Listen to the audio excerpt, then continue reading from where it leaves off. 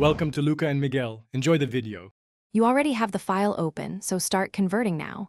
First, save a copy to preserve the original. You want a rollback if options change.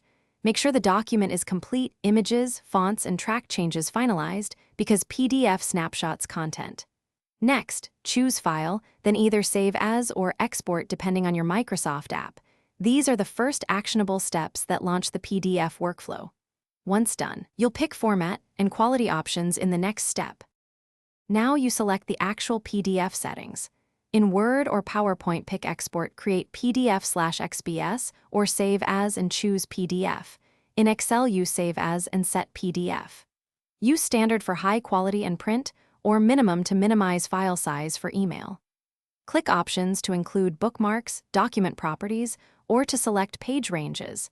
These choices affect accessibility and navigation. Make sure to check Optimize for and any ISO compliance if required, because that controls embedding and image compression.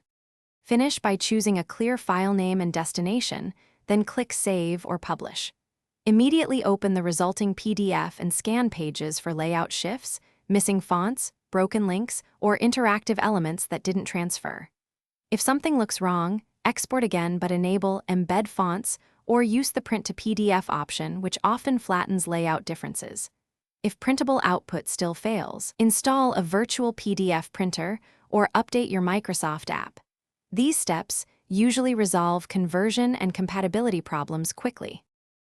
Thanks for watching and please subscribe. It's the best investment you'll ever make.